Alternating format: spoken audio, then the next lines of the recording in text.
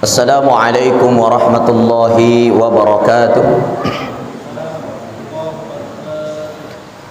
Innal hamdalillah nahmaduhu wa nasta'inuhu wa nastaghfiruh wa na'udzu billahi min shururi anfusina wa sayyiati a'malina may yahdihillahu fala mudilla lahu wa may yudlilhu fala hadiya lahu. Ghaib wa husnul khawatim wa yustasqal ghamam biwajhihil karim wa ala alihi wa sahbihi fi kulli lamhati wa nafasin bi'adadi kulli ma'lumin laka. Bapak Ibu dirahmati Allah Subhanahu wa taala, malam ini kita kembali Allah dalam suasana yang insyaallah menjadi penyebab hilangnya berbagai macam musibah yang akan menimpa kita. Karena dalam keyakinan kita tidaklah terjadi sesuatu yang menyebabkan manusia susah kecuali semua itu terjadi karena dosa-dosa manusia. Sebagaimana dalam Al-Quran dikatakan, zaharal fasadu fil barri wal bahri bima kasabat aydin nas. Apabila bumi langit ini menjadi musuh bagi manusia, itu sebabnya adalah dosa-dosa tangan manusia itu sendiri. Jadi Allah tidak menimpahkan kesusahan bagi seorang manusia serta merta tanpa adanya penyebab daripada dosa-dosa kita sendiri. Sebagaimana kita ketahui Nabi Yunus alaihi salam, Nabi Yunus dia dakwah terus, dakwah karena dia jengkel tidak ada umatnya yang mau mengikuti dakwanya. Artinya hanya sedikit saja kelompok umatnya naik emosinya, ya, dia mulai marah, ya, mulai jengkel. Kemudian dia minta sama Allah dengan emosi, ya Allah, hancurkan saja semua ini orang-orang yang tidak mau percaya dengan ajaran yang saya bawa. Maka pada saat itu juga Nabi Yunus alaihissalam ditegur oleh Allah. Bagaimana Allah menegur? Nabi Yunus dilemparkan ke laut, kemudian dimakan oleh ikan, ditelan oleh ikan. Di dalam perut ikan itu dia tersiksa. Karena kenapa? Dia menghadapi zulumat. Apa itu zulumat? Artinya kegelapan yang sangat gelap. Ya, zulumat itu bahasa Arab dari asal katanya, mufradnya itu adalah zulm, kegelapan. Lalu kalau mengatakan zulumat artinya gelap yang sangat gelap. Kenapa sangat gelap? Pertama gelapnya malam, yang kedua gelapnya tengah laut, dasar lautan, yang ketiga gelapnya dalam perut ikan. Jadi dia betul-betul dalam keadaan terhimpit yang sangat gelap, yang sangat suram. Apakah Nabi Yunus alaihissalam berdoa sama Allah minta keselamatan? Tidak. Dia tidak berdoa, ya Allah selamatkan saya. Tapi Nabi Yunus mengucapkan pengakuan kepada Allah. Apa pengakuannya? Dalam Al-Quran itu dikatakan, la ilaha illa anta subhanaka inni kuntu minaz zalimin. Inilah yang dibaca Nabi Yunus berulang-ulang, Pak. La ilaha illa anta subhanaka inni kuntu minaz zalimin. La ilaha illa anta subhanaka inni kuntu minaz zalimin. Di dalam ayat ini tidak ada doa. Tidak ada doa. Yang ada pengakuan. Nabi Yunus mengaku, la ilaha illa anta, tidak ada Tuhan selain engkau. Inni kuntu minaz zalimin, saya ini telah zalim terhadap diriku sendiri. Jadi ada kalanya itu ketika kita berdoa panjang kepada Allah, sudah lama kita berdoa, doa-doa kita sepertinya tidak didengarkan oleh Allah Ta'ala. Ada kalanya itu kita sebenarnya tidak butuh berdoa, ya. Akan tetapi cukup kita menyampaikan pengakuan kita terhadap dosa-dosa kita. Ya, jadi ketika kita doa sama Allah panjang-panjang, ya Allah kabulkan doaku, ya Allah berikan ini, ya Allah berikan ini. Doa itu sudah lama kita panjatkan. Bahkan itu Syekh Athaillah Sekandari mengatakan, kalau doa itu sudah 40 hari dipanjatkan masih begitu-begitu hidup tidak ada perubahan. 40 hari nih, Pak. Kita doa umpamanya, ya Allah selesaikan utangku.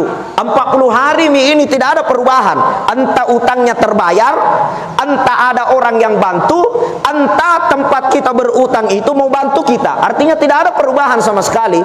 Maka Syekh Athaillah mengatakan kemungkinan kita berada dalam zulumat, berada dalam kegelapan yang sangat gelap, sehingga doa kita ini tidak didengar oleh Allah, sehingga kita tidak butuh berdoa di situ. Kita tinggal butuh mengakui kesalahan-kesalahan kita. Makanya disunnahkan di situ membaca la ilaha illa anta subhanaka inni kuntu minaz zalimin. Wahai Tuhanku, engkaulah, tidak ada yang mampu segalanya kecuali engkau. Inni kuntu minaz zalimin, dan saya ini zalim terhadap diriku sendiri. Bahwasanya orang-orang yang seperti ini doanya lebih cepat dikabulkan oleh Allah, dan ini diamalkan oleh ulama-ulama kita dalam memberikan ijazah, ya, diberikan ijazah kepada kaum muslimin yang menghadapi masalah, biasanya mursyid atau guru atau murabbi ketika mengajar muridnya apabila dia berada dalam kesulitan. Inilah doa-doa yang diamalkan, diajarkan. Ya, ketika ada ibu yang mau melahirkan, susah melahirkan anaknya, maka ini doa yang paling mustajab, juga diajarkan oleh Imam An-Nawawi, yaitu mengajarkan orang yang mau melahirkan membaca doa la ilaha illa anta subhanaka inni kuntu minaz zalimin, la ilaha illa anta subhanaka inni kuntu minaz zalimin. Bahkan itu dalam kitab Sirrul Asrar itu, apabila orang yang hamil kemudian hendak melahirkan, artinya dia sudah mulai dari pembukaan 1, membaca ini apabila cukup 40 kali, maka Allah Subhanahu wa taala memastikan akan mengeluarkan anak yang ada dalam kandungannya. Itu adalah sebuah keyakinan, Pak. Ya, itu sebuah keyakinan yang sangat luar biasa, daripada keutamaan mengakui kesalahan lebih mulia daripada meminta apa-apa dari Allah. Mengakui kesalahan lebih mustajab daripada meminta apa-apa kepada Allah Subhanahu wa taala. Jadi begitu juga Nabi SAW pada saat dikejar oleh orang kafir Quraisy. Kemudian Rasulullah SAW bersembunyi di Gua Thur. Ya, setelah dia bersembunyi di Gua Thur, Pak, itu Rasulullah kelaparan. Ya, yang mendampingi Rasulullah SAW yaitu Abu Bakar As-Siddiq. Ya, apa yang dia katakan? Wah, bagaimana ini? Malu pula deh nih, kita ini sudah kelaparan, 3 hari 3 malam tidak makan. Di dalam perutnya Abu Bakar As-Siddiq dia sudah mengikatkan batu. Maka Rasulullah tidak ngomong apa-apa. Rasulullah mengangkat bajunya, memperlihatkan perutnya sudah tergantung 2 batu, sedangkan Abu Bakar baru 1 batu. Artinya Rasulullah lebih lapar, akan tetapi dia tidak mengeluh. Rasulullah hanya mengatakan hasbunallah wa ni'mal wakil, ni'mal maula wa ni'man nasir. Tidak ada doa di situ, Pak. Hasbunallah, cukup Allah bagiku, cukup Allah penolongku, cukup Allah yang menghidupkanku, wa ni'mal wakil, yang mendampingiku, wa ni'man nasir, yang menatap kehidupanku saat ini. Wala haula wala quwata illa billah, tidak ada dayaku, tidak ada upayaku, hanya daya dan upaya Allah. Ini tidak ada doa, Pak. Jadi ternyata dalam kesulitan-kesulitan yang dialami oleh para nabi dan para sahabat radhiyallahu anhum ajmain, tidak banyak diajarkan doa di dalamnya, Pak. Yang diajarkan itu adalah memuji-muji Allah dan mengakui kesalahan dan kerendahan kita di hadapan Allah Subhanahu wa taala. Ya gitu, Pak. Saya berikan satu analogi, ya. Ketika kita punya proposal, di situ sudah menulis semua permohonan macam-macam, dimasukkan ke Pak Bupati. Kemudian Pak Bupati tidak memperdulikan proposal kita, ya, artinya dia tidak memperdulikan, sudah ditulis semua, anggaran untuk nasi kotak sekian, anggaran untuk panitia sekian, anggaran untuk pemateri sekian, tapi tidak dipedulikan.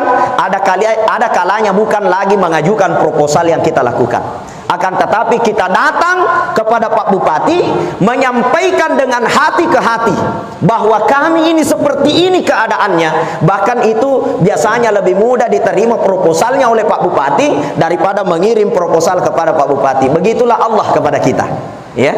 Jadi para nabi, para rasul, saya ulangi, begitupun para sahabat radhiyallahu anhum ajmain. Syekh Athaillah mengatakan, ketika menghadapi zulumat, kesusahan yang betul-betul gelap gulita, seperti halnya dengan Nabi Yunus di dalam perut ikan, seperti halnya Rasulullah di dalam Gua Thur, rata-rata para sahabat, para nabi, para sholihin yang menghadapi kesulitan itu bukan lagi berdoa kepada Allah, akan tetapi ia memuji kepada Allah dan menyampaikan kezalimannya, menyampaikan kerendahan hatinya di hadapan Allah Subhanahu wa taala. Itu lebih mudah diterima oleh Allah. Ya, Nabi Yunus di perut ikan mengucapkan la ilaha illa anta subhanaka inni kuntu minaz zalimin. Enggak ada doa di situ, enggak ada. La ilaha illa anta, ya. Tidak ada Tuhan selain Engkau, tidak ada yang mampu menolong selain Engkau, tidak ada yang mampu memberi kemudahan selain Engkau. Mengakui kekuasaan Allah, mengakui kemustajabannya Allah. Kemudian setelah itu ia menyatakan apa? Inni kuntu minaz zalimin. Sungguh saya ini telah zalim pada diriku sendiri. Kemudian Allah berikan solusi. Allah berikan solusi dari masalahnya. Ya, begitupun Rasulullah masuk di Gua Thur, dikejar oleh orang kafir kelaparan. Bahkan sampai sahabat yang menemani Rasulullah, apa dia bilang? Mata Nasrullah, mana ini pertolongannya Allah? Ya, tidak ada itu dalam Al-Quran. Mata Nasrullah, mana ini pertolongannya Allah ini? Ya, bahkan sampai Rasulullah membenarkan apa yang dikatakan sahabat. Tapi turun ayat, wahai Muhammad, inna nasrallahi qarib. Pertolongannya itu Allah sangat dekat denganmu, sangat dekat denganmu. Jadi Allah itu sangat dekat, Pak. Ya, wa idza sa'alaka ibadi anni fa inni qarib. Ya, apabila seorang hamba bertanya bagaimana tentang Allah, di mana itu Allah? Inni qarib, katakan kepadanya Allah itu sangat dekat. Ya. Ujibu da'watad da'i idza da'an, mengabulkan doanya orang-orang ya berdoa. Ya. Dengan syaratnya apa? Falyastajibuli wal yu'minu bi. Dia taat sama Allah, wal yu'minu bi, dia beriman kepada Allah. Jadi syaratnya doa diterima itu, Pak, memang ketaatan. Memang ketaatan. Kalau Anda tidak sholat, Anda kerjanya maksiat, Anda tidak mau tunduk patuh kepada Allah, ditambah Anda tidak beriman kepada Allah, lalu bagaimana Anda bisa berdoa sama Allah? Maka ketika kita ini kata Syekh Athaillah berada dalam keadaan gelap gulita, ya, penuh dengan masalah, penuh dengan persoalan yang sepertinya tidak ada jalan keluarnya, maka anjurannya itu bukan berdoa, tapi anjurannya itu adalah memuji Allah dan mengakui kesalahan kita. Sebagaimana Nabi Allah pada saat kesusahan di dalam Gua Sur, apa doanya Rasulullah? Ia hanya memuji Allah, hasbunallah wa ni'mal wakil, ni'mal maula wa ni'man nasir, wala haula wala quwata illa billah. Hasbunallah, cukup Allah bagiku, cukup Allah penolongku, cukup Allah yang memberi kenyang kepadaku, cukup Allah yang memberi sehat kepadaku. Wa ni'mal wakil, yang mewakiliku, yang mendampingiku, yang menjagaku. Ya, wa ni'man nasir, yang senantiasa menatapku, yang senantiasa mengawasiku. Wala haula wala quwata illa billah, tidak ada daya, tidak ada upaya kecuali daya dan upaya Allah Subhanahu wa taala. Jadi ini adalah solusinya, solusi daripada harapan-harapan kita kepada Allah Subhanahu wa taala. Karena selama ini kadang-kadang ada, memang kita hadapi, kita udah doa panjang, ya Allah, udah lama berdoa, tapi doanya itu seakan-akan tidak diijabah oleh Allah. Harapan-harapannya itu tidak dikabul oleh Allah Subhanahu wa taala.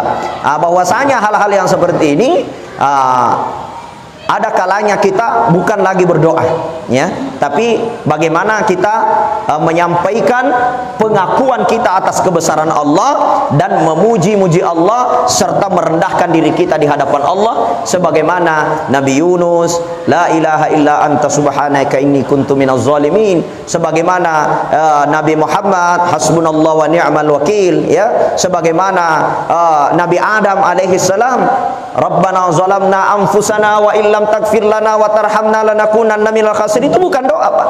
Rabbana zalamna, ya Allah, aku zalim terhadap diriku sendiri, ya. Anfusana wa illam taghfir lana, kalau bukan ampunanmu ya Allah, lanakunanna minal khasirin, sungguh aku akan menjadi orang yang celaka. Jadi cukup dia memuji-muji Allah, itu. Akhirnya doa-doanya diterima oleh Allah taala. Jadi analoginya seperti tadi yang saya bilang. Kalau kita masukkan proposal kepada Pak Bupati, ya, proposalnya udah ditulis betul-betul bagus, lengkap semua, mulai dari pembuka, ya, sampai kebutuhan terperinci semua. Setelah dimasukkan di Pak Bupati, tidak di ACC, padahal sudah lengkap semua. Ada kalanya bukan lagi proposal yang kita ajukan, akan tetapi kita datang ke Pak Bupati, bicara hati ke hati, menyampaikan bahwa betul-betul ini adalah kebutuhan saya, bahwasanya itu lebih mudah diterima daripada orang yang hanya mengirim proposalnya saja. Jadi itu hanya sekedar analogi saja, ya. Oke Bapak Ibu dirahmati Allah, kita sudah masuk di bab ke-24, ya, bab 24 Syarhul Hikam. Di sini dikatakan aslu kulli ma'siyatin wa ghaflatin wa syahwatin ar-ridha 'anin nafsi. Syekh Athaillah mengatakan asal dari semua maksiat, ya, asal dari semua perbuatan jelek, perbuatan jahat, perbuatan dosa, wa ghaflatin dan kelalaian, wa syahwatin dan syahwat, ya, ar-ridha 'anin nafsi, mengikuti hawa nafsu, ya. Makanya itu ada kaidah al aslu fil ma'siyati ar-ridha 'anin nafsi, ya.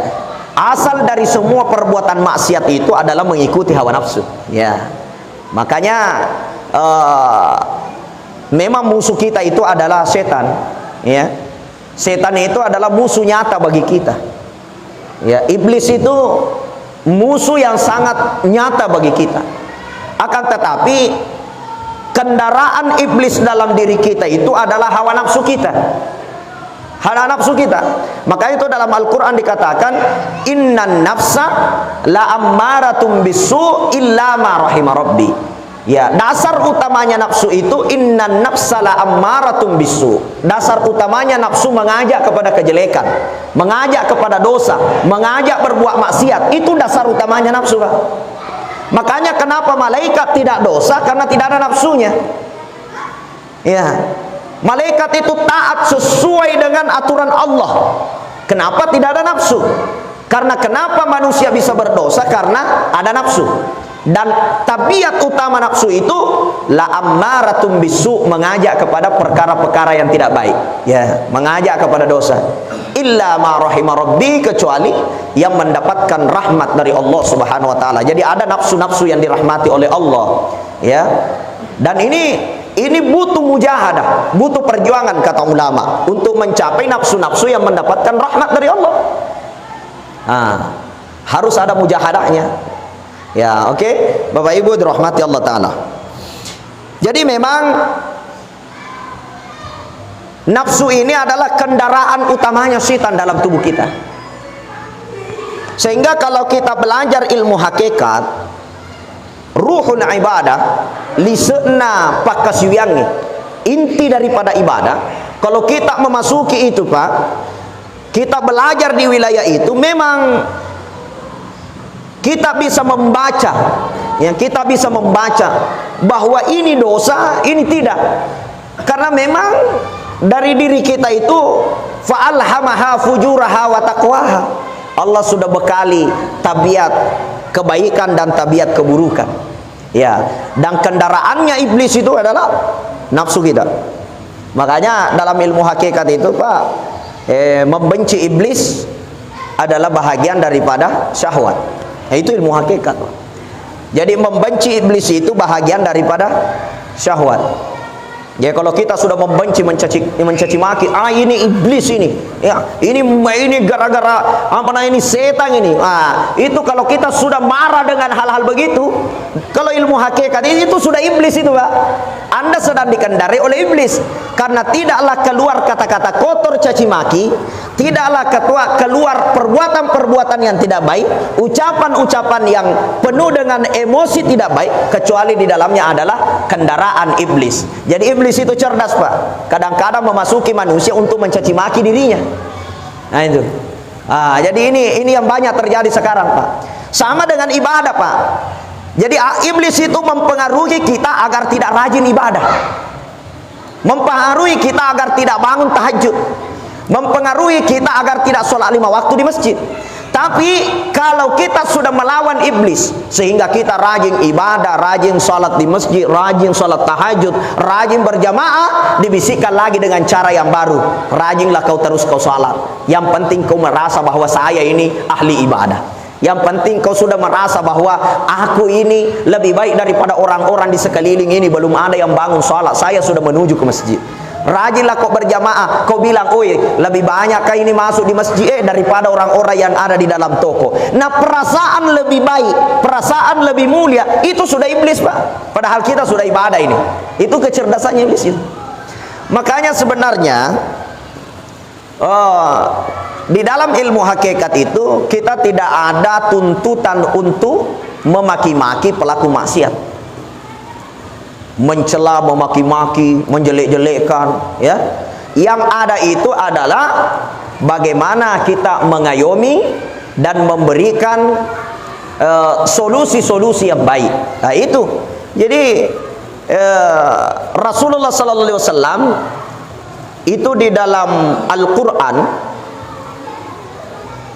itu sirah nabawiyah itu menjelaskan bagaimana Rasulullah itu disebut ummi, ya.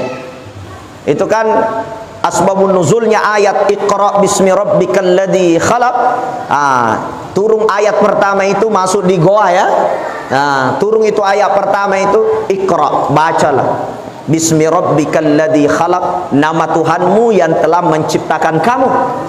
Bacalah nama Tuhanmu, ini perintah Al-Qur'an. Tapi Rasulullah ini kan tidak tahu membaca. Rasulullah ma'ana biqari, kan begitu asbabun nuzulnya. Saya ini tidak tahu membaca, apa mau dibaca? Ya, maka Rasulullah itu disebut ummi. Ya. Ternyata kalau kita melihat penjelasan Syekh Athaillah As-Sakandari rahimahullah taala tentang umminya Rasulullah, itu bukan hanya ummi karena buta huruf. Kan biasa kita dengar itu Rasulullah ummi buta huruf. Bagaimana Bang, ya? Ummi itu artinya Rasulullah itu ummi, buta huruf. Ternyata ummi itu juga artinya ibu. Ya kan? Yang biasa kita familiar mendengarkan itu. Ya, ummi itu artinya buta huruf. Ya. Jadi Rasulullah itu buta huruf, tapi di balik itu dia ummi, memiliki sifat keibuan. Inilah yang tidak dimiliki oleh nabi-nabi yang lain. Memiliki sifat keibuan. Ya, jadi itu Rasulullah itu ada sifat keibuannya. Ya, bagaimana sifat keibuannya Rasulullah? Kita bisa melihat Rasulullah ketika dia dicaci maki, ketika dia dilempari tai, malaikat datang menawarkan bagaimana kalau saya laknat orang ini. Nabi katakan tidak. Nah, itu kenapa? Karena Nabi merasa ummi terhadap umatnya, merasa keibuan. Ya. Kita bisa melihat lagi Rasulullah pada saat berjuang, ya, melewati Taif, ya, dua gunung yang menghimpit di daerah Taif. Maka pada saat itu orang-orang penduduk Taif melempari batu Rasulullah sampai ada yang mengatakan berdarah keningnya, ada yang mengatakan pelipisnya, ada yang mengatakan patah giginya. Itu Rasulullah berdarah dilempari batu, Pak. Tubuhnya ini terkena semua batu, tapi Rasulullah berjalan dengan menikmati batu-batu yang mengena dirinya. Datang malaikat Jibril, "Ya Muhammad, maukah dua gunung ini saya letuskan agar ini penduduk Taif mati mana ngikut?" Apa kata Nabi? Jangan. Mereka umat saya tidak tahu kalau saya ini nabi atau rasul yang diutus oleh Allah. Kenapa? Yang datang itu adalah sifat umminya Rasulullah. Padahal Rasulullah sudah disakiti. Walaupun umatnya salah, ya sama dengan ibu. Kadang-kadang anaknya salah, tapi karena dia sebagai ibu, namun salah anaknya, napa cocok tuh, ya. Biar itu salah anaknya dibenarkan juga. Kenapa? Karena sifat keummiannya datang Rasulullah kepada umatnya, sehingga tiada tidak rela diazab itu umatnya. Inilah sifat yang tidak dimiliki oleh para nabi dan rasul yang ada sebelum Rasulullah sallallahu alaihi wasallam. Nah, kita bisa melihat bagaimana kemarahan Nabi Yunus, ya, meminta umatnya dihancurkan saja. Cau ni mak dakwah. Ya, bagaimana kemarahan Nabi Nuh, ya, dia dakwah kiri kanan, anak istrinya pun tidak ikut sama dakwahnya. Dia bilang hancurkan saja semua. Ya, akhirnya disuruh buat perahu di atas gunung. Kenapa dia berdoa seperti itu? Mengeluarkan kemarahan dan emosinya seperti itu disebabkan karena tidak ada sifat ummi. Nah, inilah kebanyakan kita sekarang, Pak. Kenapa kita tidak jadi mulia? Karena kita tidak memiliki sifat ummi, penyayang dengan sesama, penyayang dengan sesama. Ya, istilahnya hancur kok yang penting salamah, Kak. Nah, ini banyak orang Bugis begini, Pak. Ya, ketika dia berbisnis, ya, dia tidak memikirkan orang dijatuhkan, yang penting mendre alena. Ya, deni gaga ya prinsip maka dar rabba sipatoko malilu sipakainga mali siparappa tidak ada. Itu peribahasa rabba sipatoko malilu sipakainga mali siparappe. Itu bahasa Al-Qur'an. Wa ta'awanu 'alal birri wat taqwa wa la ta'awanu 'alal itsmi wal udwan. Tolong menolonglah dalam kebaikan, jangan tolong menolong kepada dosa, perbuatan maksiat. Itu ajaran Quran sebenarnya, ya. Nah, ini hilang, Pak. yang penting kita sukses. Ya, nama lo maga tahu terserah. Kita ini apa namanya mapat cau-caureng. Ya, padahal ini adalah sifat yang sangat dilarang oleh Rasulullah SAW. Ya, karena Rasulullah menjadi mulia karena dia ummi, datang sifat keibuan kepada umatnya. Jadi kalau kita ini mampu menghadirkan salah satu akhlak hati, kata Syekh Athaillah Sekandari, akhlak hati itu memiliki sifat ummi, ya, sifat keibuan dalam diri kita terhadap sesama manusia, maka itu adalah suatu kemuliaan, karomah yang diberikan kepada seseorang itu, Pak. Jadi kalau kita ingin mendapatkan karomah, mendapatkan kemuliaan, mendapatkan kedudukan mulia di sisi Allah, itu ya harus dihadirkan, Pak. Ya, antara orang tua dengan anak itu harus ada sifat keummian. Ya, antara pemimpin dengan rakyatnya harus ada sifat keummian, sifat kasih sayang, ya, sifat cinta. Yang kadang-kadang memang dia salah tapi masih dicari caranya bagaimana yang terbaik sehingga kita tidak merusak orang, gitu. Dicarikan cara yang terbaik, bukan mencarikan kedai, pokoknya hancur kami, pokoknya hukumi, tidak. Dicarikan cara-cara yang terbaik agar tetap bisa diarahkan ke jalan yang baik. Itu yang namanya sifat ummi. Ini Rasulullah, Pak, sekeras-kerasnya Al-Quran, perampok dalam Al-Quran itu as-sariku was-sariqatu faqta'u aydiyahuma. Pencuri laki-laki, pencuri wanita, potong tangan.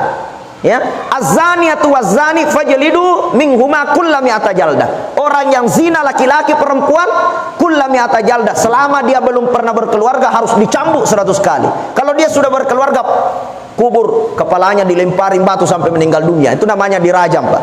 Itu ajaran ada dalam Al-Quran.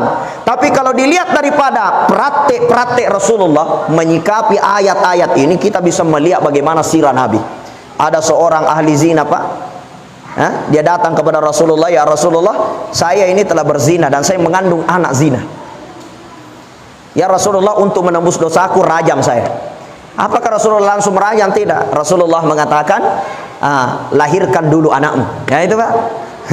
Setelah dia melahirkan anaknya, dia datang, ya Rasulullah, anak saya sudah lahir, saya datang rajam saya. Maka Rasulullah katakan, anakmu ketika kau sudah lahirkan, kau punya kewajiban memeliharanya, maka pelihara anakmu dengan baik. Setelah dia pelihara anaknya dengan baik sampai dia besar, Pak, ya, sampai dia balik, dia datang, ya Rasul, sudah saya pelihara dengan baik, sudah kuajarkan agama dengan baik, dan sekarang rajam saya, ya Rasulullah, untuk menebur dosa-dosaku. Maka Rasulullah mengatakan, sungguh kamu telah menjadi ibu yang baik terhadap anakmu. Maka dia tidak dirajam, Pak, oleh Rasulullah SAW sampai meninggal dunia. Ya. Jadi Rasulullah itu memiliki sifat ummi. Bukan hanya kita melihat secara translated itu Al-Quran, Pak. Bukan cuma kita melihat Al-Quran itu secara lafaz saja, secara zahir, tapi kita harus membaca bagaimana perilaku Rasulullah dalam menyikapi tentang persoalan-persoalan kehidupan. Ini yang disebut dengan sifat ummi, Pak. Sifat ummi Rasulullah SAW. Begitu juga pada saat Umar menangkap perampok, ya, pencuri di Madinah itu, Pak. Perampok terbesar di Madinah ini, Pak, bosnya perampok ditangkap. Kemudian dia datangkan ke hadapannya Rasulullah, ya. Ya Rasulullah, inilah perampok yang selalu mencuri barang-barangnya orang di Madinah. Ya Rasulullah, ini perampok, potong tangannya. Ya. Apakah Rasulullah langsung potong tangannya? Tidak, ditanya dulu baik-baik. Apa pertanyaan Rasulullah? Kenapa kamu mencuri? Orang ini cerita masalahnya. Ya Rasulullah, saya ini punya anak, saya ini punya istri, orang tua saya sakit dan tidak ada harta saya. Maka satu-satunya cara yang saya lakukan, saya menjadi perampok untuk menghidupi anak dan istri saya, karena di rumah semua sudah kelaparan, orang tua saya sudah sakit. Apakah Rasulullah SAW melihat itu adalah sebuah kemaksiatan? Tidak. Rasulullah dulu memberikan pertanyaan-pertanyaan yang baik. Setelah ditanya, diberikan jawaban, saya ini punya orang tua, saya punya istri, ya, saya tidak punya obat untuk dia. Umar yang ada di sampingnya sebagai orang kaya, Pak, orang kaya Umar waktu itu, langsung dibalik oleh Rasulullah. Ya Umar, dia jadi pencuri karena kamu lupa mengeluarkan zakat hartamu untuk dia. Coba, Pak. Jadi itu pencuri itu bukan langsung disalahkan gara-gara nggak keluarkan kau zakat, maklukin menau, karena dia wajib terima zakat, Pak. Jadi harus menerima alasan-alasan yang baik. Itu namanya ummi, ya. sifat keibuan yang dimiliki Rasulullah sepanjang hidupnya, sehingga Rasulullah itu menjadi manusia paling mulia di sisi Allah Ta'ala. Jadi kalau kita mau mulia Pak, harus begini ya. Sama Alena Tomatuaki Puang Haji Ambo Sallo itu memiliki sifat ummi kepada pegawai-pegawainya ya. Apa tanda sifat keummiannya? Dibangun masjid, masem pajaki gratis. Saya juga ceramah di sini Pak, saya tidak bayar ya. Nah, saya ceramah di sini, bahkan saya sering dibayar sama beliau. Nah, jadi apa namanya? Itu sifat ummi, sifat kasih sayang di antara sesama gitu. Jadi kalau sifat ummi ini ada Pak, kita punya manfaat. Tapi kalau sifat ummi ini tidak ada manfaatnya. Karena kenapa? Kita selalu bilang ini tegakkan aturan, tegakkan ini, tapi kita tidak melihat bagaimana apa penyebabnya, apa latar belakangnya. Nah, itu yang harus kita miliki sebenarnya sebagai manusia. Kalau ini mampu kita mengerti, mengayomi orang dengan baik, itu insya Allah Allah Ta'ala yang memberikan hidayah kepada manusia, Allah yang menggerakkan manusia. Pak, andainya Pak bilang orang sudah dihukum tidak maksiat lagi, tidak ada kemaksiatan yang merajalela. Kadang-kadang orang sudah dihukum tambah menjadi-jadi. Detennya saya lihat anggota sih nasa deh tikeng anggota aku ya sih mak jalo mondri. Jadi memang sebenarnya itu apa namanya efek jerah itu ada kalanya itu memang kita harus mendekati dengan sifat ummi itu seperti yang dilakukan oleh Rasulullah SAW. Sifat kasih sayang itu. Makanya saya melihat sekarang penegak-penegak hukum kita itu sudah mulai sadar dengan persoalan itu. Ya, di mana ustaz-ustaz itu sudah mulai diajak pergi ceramah di penjara. Ustaz itu saya sering bagi si pengajian di Jakarta, di Makassar juga saya sering diundang ceramah di Polda ya, untuk memberikan kajian-kajian seperti ini ya. Kenapa? Karena itu adalah bentuk sebuah kesadaran bahwa ternyata sebenarnya memberikan efek jerah itu tidak selamanya ya, tidak semuanya harus igan rusuk manang makan rete jerina potong lehernya harus ini, tidak. Ada kalanya itu ummi, karena ada latar belakang Pak orang melakukan perbuatan itu, ada latar belakangnya. Kecuali kalau ini pencuri sudah ditegur, sudah dinasihati, sudah dikasih ajaran yang baik, masih saja dia melakukan, ya mesti kita harus ada ketegasan di dalamnya. Akan tetapi kalau kita telah mendengarkan alasan-alasannya dan alasannya itu memang alasan syar'i, maka itu harus kita terapkan cara-cara yang baik untuk dia. Makanya Syekh Athaillah mengatakan sungguh pelaku maksiat itu adalah orang sakit. Ya, marid, mereka adalah orang sakit, dan orang sakit itu tidak boleh dicaci maki, akan tetapi harus diobati. Jadi orang yang maksiat itu Pak bukan dicaci maki, tapi diobati. Apa obatnya? Kasih nasihat yang baik. Kalau kita caci maki, kita hina-hinakan, malah itu tidak bikin solusi Pak ya. Kita ini sama dengan dia karena kita ikut mencaci maki dia. Tapi kalau kita memiliki sifat ummi seperti yang dimiliki oleh Rasulullah SAW, maka insya Allah pelaku-pelaku maksiat itu pun bisa tersadarkan dengan sendirinya. Itulah kemuliaan yang dimiliki oleh Rasulullah dibandingkan para nabi-nabi dan rasul-rasul yang lain, yang mana rasul-rasul yang lain meminta umatnya itu diazab. Ya kocau ni dakwah ini sudah bosan dakwah Pak, minta azab dia, hancurkan dia ya. Bagaimana Nabi Lut alaihi salam ya, dia dakwah perempuan itu bagus, tapi masih saja laki-laki suka laki-laki, perempuan suka perempuan ya. Karena Nabi Lut sudah tidak bisa tobat dakwah, ya Allah hancurkan semua. Tobat maka ceramah, udah dihancurkan, turun musibah bencana, hancur semua Pak. Di balik ini bumi terlemana ya. Begitu juga dengan nabi-nabi yang lain yang saya ceritakan tadi, yang mana Nabi Nuh alaihissalam, Nabi Yunus alaihissalam, semua meminta umatnya diazab yang tidak mau mendengar gitu. Tapi kedatangan Rasulullah menjadi nabi paling mulia. Kenapa? Karena tadi itu ya, sifat ummi. Makanya itu ada satu salawat yang sangat mulia itu Pak. Walaupun hadis ini banyak ulama mengatakan hadis ini adalah hadis dhaif, ada yang mengatakan hadis hasan, ada yang mengatakan hadis sahih. Ya, hadis sahih. Termasuk di dalam kitab Al-Ashira Al-Muwajibatu li Mahabbatillah itu dikatakan hadza hadisun sahih. Ini hadis sahih. Itu siapa yang membaca salawat ummi, gitu ya. Salawat ummi 80 kali pada hari Jumat, ya. Maka Allah Subhanahu wa taala mengharamkan fakir baginya. Yang kedua, Allah mengharamkan neraka baginya. Ya, jadi insya Allah ini biasa juga sih ada orang mengatakan berarti kalau dibaca itu biar maksiat makin terus pasti tidak masuk neraka. Allahu a'lam. Intinya seperti inilah ajarannya. Bukan juga harus maksiat, harus ditinggalkan juga namanya maksiat. Kita harus ada mujahadah, ya, menghindari kemaksiatan, dan mujahadah li ta'ah, berjuang bagaimana taat kepada Allah Subhanahu wa taala. Itu, Pak. Kemudian ini kita baca nih, Pak, salawat ummi 80 kali. Allah haramallahu faqrah. Allah mengharamkan baginya kefakiran, ya, wal kufur, dan kekafiran. Ya, jadi kekafiran. Kemudian dikatakan wa harramallahu alaihin nar. Maka Allah pula mengharamkan baginya neraka. Ya, siapa itu? Membaca 80 kali salawat ummi. Ya, salawat ummi itu. Allahumma shalli ala sayyidina Muhammadin nabiyil ummi wa ala alihi wa sahbihi wa sallim. Sekali lagi, Allahumma salli ala sayyidina Muhammadin nabiyil ummi wa ala alihi wa sahbihi wa sallam. Allah haramkan fakir, Allah haramkan kafir, dan Allah haramkan neraka baginya. Seperti itulah yang diucapkan di dalam hadis itu, Pak. Ya, makanya mudah-mudahan kita semua ini tergolong daripada hamba-hamba Allah dan pengikut-pengikut Rasulullah yang memiliki sifat sejati, yaitu sifat keummian. Karena inilah puncak keselamatan Rasulullah dan puncak kemuliaan Rasulullah Muhammad sallallahu alaihi wasallam. Saya kira itulah pengajian hikam kita pada kesempatan ini.